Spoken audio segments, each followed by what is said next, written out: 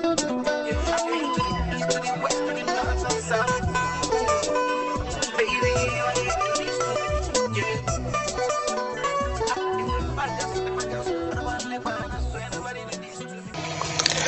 welcome once again to module 7 of this solar intensive course, and in these modules we shall be discussing load analysis, energy audit and estimation.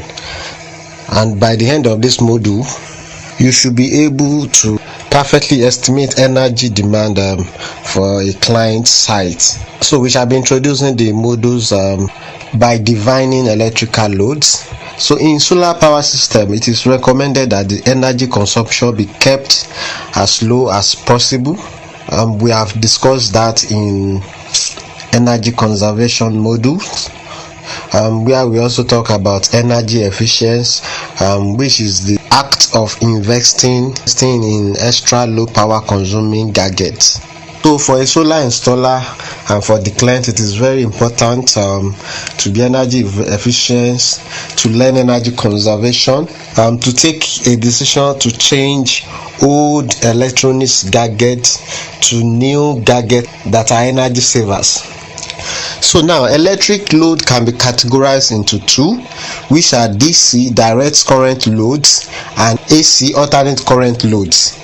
The advantage of DC load is that there is no need for inverter, and this kind of system lasts long because you have less load and your energy consumption is very low. The disadvantage is that we have very few DC gadgets, electronics.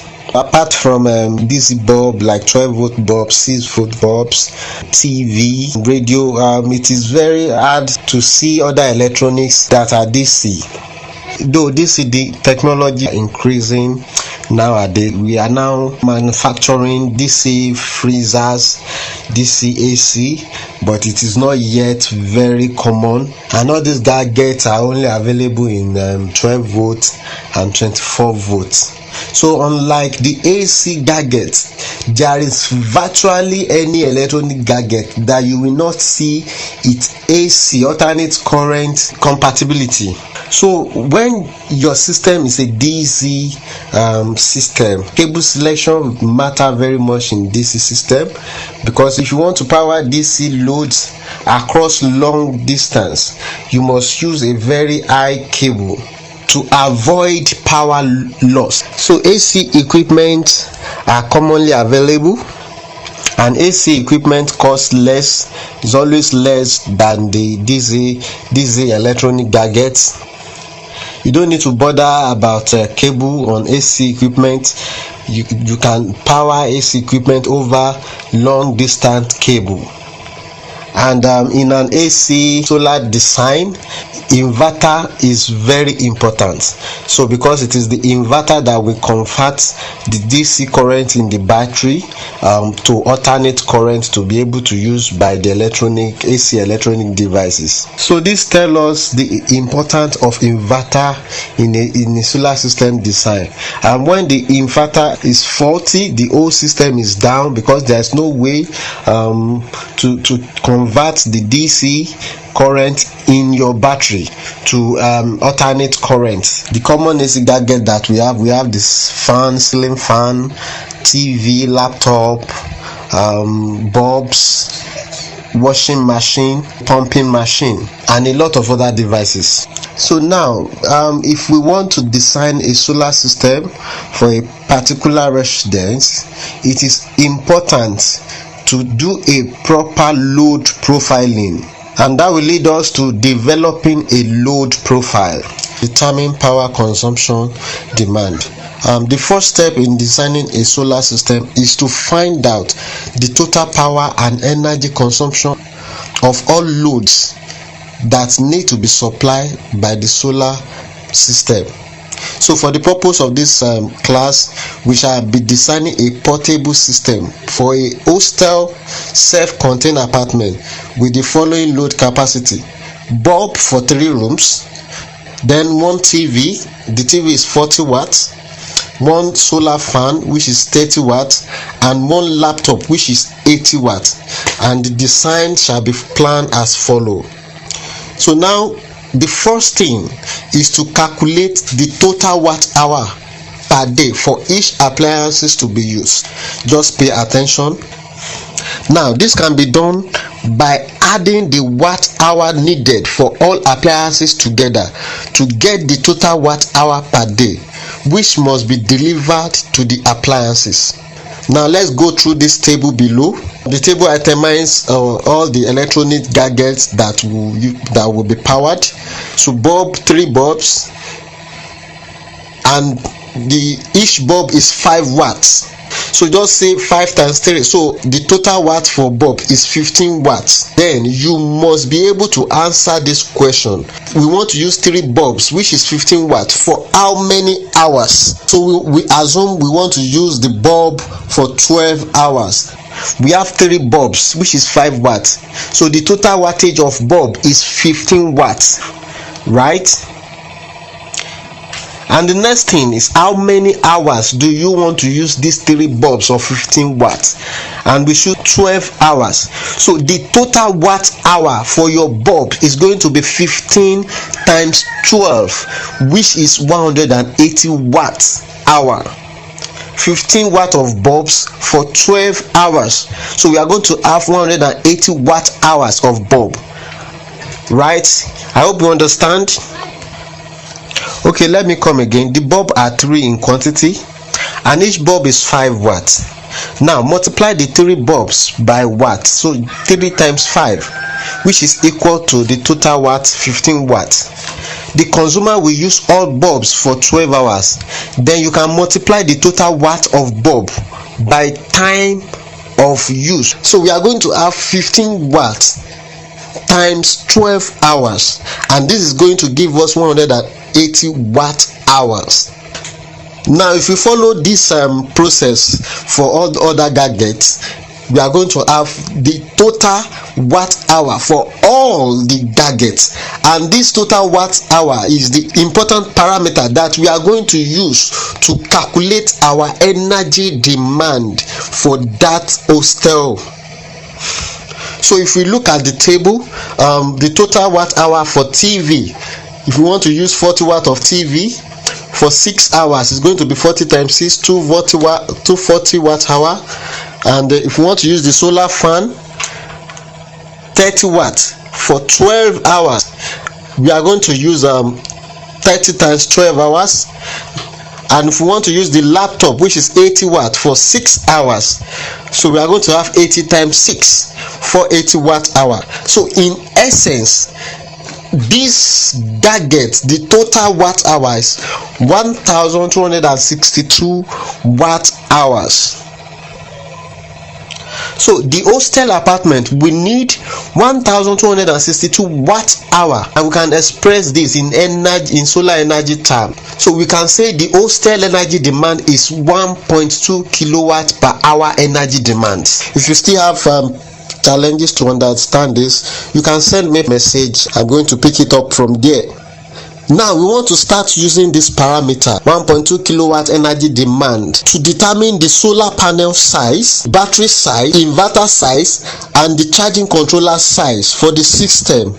Now let's start with the battery bank sizing formula. Alright, the system voltage is determined by the battery bank, which needs to provide enough capacity to supply the energy demand when there is not enough solar radiation. Alright, the energy demand is the amount of energy discharged from the battery and provided to the loads, either direct current load or alternate current load. And recall, if our gadgets are alternate current gadgets, that is any gadget that is using 220 volts, then there will be need for inverter. So now to estimate the required battery capacity, just pay attention. The total energy required to be stored in the battery bank can be calculated using the formula below. So we are going to be making use of this formula, estimated daily energy demand, that we just calculated in watt hour. So we are going to divide it by a single battery volt. A single battery volt is 12 volts in most standard battery cases. and we are going to go ahead and divide it again by power factor of inverter, which is 0.6. Sometimes it could be 0.65 and sometimes it could be 0.7. So but let's use 0.6. Now all these three will be multiplied by 1.1. This is an assumption of energy loss. We are going to make use of the formula, but before then, the battery type recommended for use in solar system design is deep cycle battery. We have discussed that in battery. This cycle battery is specifically designed to be discharged to low energy level, and it can be recharged or recycled for several days and years. So the battery should be large enough to store sufficient energy to operate the appliances at night and on a cloudy day. So to find out the size of battery, so let's make use of the formula and the parameter that we have earlier. Recall that we have the total watt hour for the hostel. The total watt hour of all appliances for the hostel is 1.2 kilowatt. Or in other words, is 1262 for the purpose of the formula. So now let's use the formula. Let's start from the beginning. So the formula says estimated daily energy demand to be divided by single battery volt. So we are going to say 1262 divided by 12 volts. Whatever we have as answer to be divided by 0.6 inverter power factor. Sometimes you may get to know the power factor, but it's for every inverter they will write it as part of the specification of the inverter, the power factor. So it could be 0.6 or 0.65 or 0.7. So now whatever you get, you are going to multiply it by 1.1. 1.1 is an assumption of power loss. So let's make use of calculator and do this. Okay, what we get is 179 amp hour. So the answer is 179 AH. Remember, we want to determine the battery needed, and battery is represented in amp hour. So now that we have 179, we have just only one option. We scale up. We are going to scale up 179 to the nearest 100, and we are going to scale it up to 200 AH. So in this instance, the hostel, as small as it is going to need a 200 amp hour battery size. So let's quickly talk about the rules for choosing the right battery type. Consider the following requirement when choosing a battery. The battery should be high capacity, low maintenance, long cycle life. The battery must have capacity to withstand deep discharge up to 80%. Consider low self-discharge and good amp hour efficiency of the battery. So in this case, our amp hour requirement is 178, and now we have increased it to the nearest 100, so we have 200 amp hour, and this should cover for any loss. So we have a good amp hour. Now we want to determine the solar panel requirements. As a rule of thumb for solar professional, when we have the battery size, we can determine the solar size by just multiply the battery size by 2. So if we have if we need 200 amp hour of battery for the design, then we will need 400 watts of solar panel, because as a rule of thumb, the solar should be higher than the battery to give a room for the solar to be able to charge the battery fast. So we will need 400 watts of solar panel. But to be sure of the procedure, we can make use of standard formula for determining our solar panel size. To estimate the required solar panel capacity, the total energy required to be supplied by the solar panel can be calculated using, we are going to make use of the estimated daily energy demand in watt hour. Estimated daily energy demand in watt hour divided by average sun hour of your location.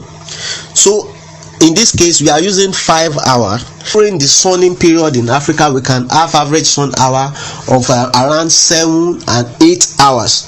But let's use 5 hours in this case. We are going to multiply it by energy loss of 1.4. Recall we discussed factors that affect output of a solar panel. You can go back to the notes, then you have a good understanding of energy loss. So now let's make use of the formula. Our total energy demand for the hostel in watt hour 1262. So we are going to divide it by 5 hours of sun, and we are going to multiply our answer by 1.4, an assumption of energy lost. And in this case, we are going to have 328 watts. We can as well scale this up to the nearest 100 for efficiency, and in this case we are going to have 400 watts solar panel as the requirement for the hostel. Note, the result of this calculation is the minimum number of solar panel. If more solar panel are installed, the system will perform better and battery life will be improved. If fewer solar panels are used, the system may not work at all during cloudy period and battery life will be shortened. And now that we have decided to scale up the answer to the nearest 100, we definitely have a good solar panel sizing for this project.